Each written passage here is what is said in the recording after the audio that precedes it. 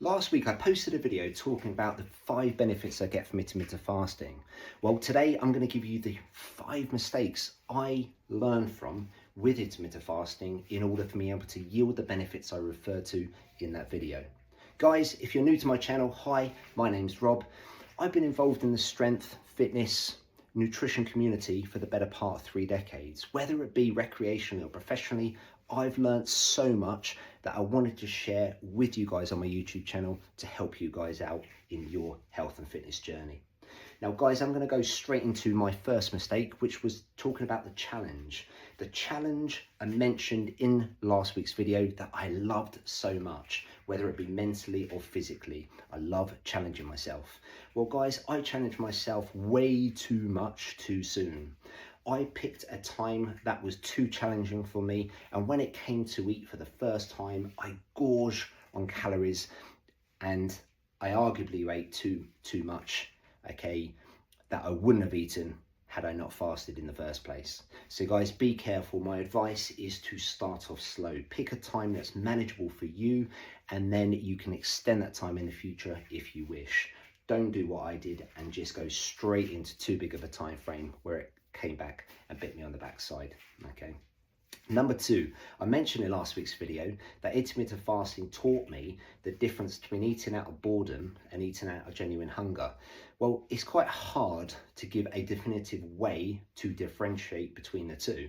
But the way I tested it, and I saw it somewhere online, I can't remember where it was. It might have been from Mark Bell on his Power Project podcast. But when someone was talking about intermittent fasting, they were talking about that they were sitting at their desk, not doing anything, and they got hungry. So in order for them to figure out whether it was boredom eating or genuine hunger, they got up, went out, and just started being busy in the garden. Then they found themselves not being hungry whatsoever. So they figured that it must have been out of boredom that they wanted food. So I applied the same test, and lo and behold, okay, I didn't get hungry. So that's the test I use now in order for me to differentiate between whether I need to eat out of genuine hunger or whether it's out of boredom. So you can apply the same test to you to see if it works in the same manner. Number 3, the third mistake has to be I was picking the wrong time to do my fasts. For me, and this kind of coincides with point number 4, okay, is eating too far away from my workouts and going into it very hungry. Well, picking the times, you need to pick a little bit more sensibly, certainly in the beginning. Okay, maybe you should, okay, employ what I do now and start my fast, okay, later on in the evenings, okay, where that last meal is a little bit bigger. So when I work out in the morning, I still have a little bit of energy, but that period of when I go to sleep is included in my fast. Okay, so it's a little bit less challenging, okay, but I still have energy for my workouts. I figured out very early, okay, with the first couple of fasts, that if I fasted, okay, for after breakfast, okay, all the way through till the next morning, okay, which was, I think it was a 16-hour fast, it was too far away from my workouts. I needed energy a little bit closer to it.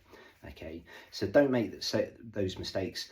Pick and choose when you fast, okay, bearing in mind sometimes if you're too hungry, okay, that it can affect your sleep, so you might want to consider eating around bedtime or not to eat around bedtime. Pick and choose your timings, what works for you.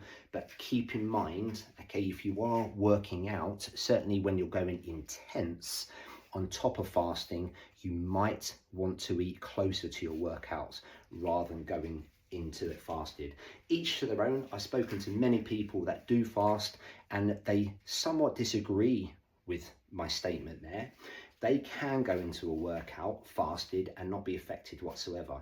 And like I say, I can to a degree, but if it's too long of a fast going into a workout, I tend to suffer and get poor workouts from it. So just bear that in mind and trial it and see how it works for you. Now, point number 5 is, why are you doing intermittent fasting? Because the mistake I made, okay, is I just wanted to try intermittent fasting and challenge myself in a way that I haven't been challenged before. So I started to do it regularly. I started to do it a few times a week. And my goals at the time, okay, was to maintain my body weight.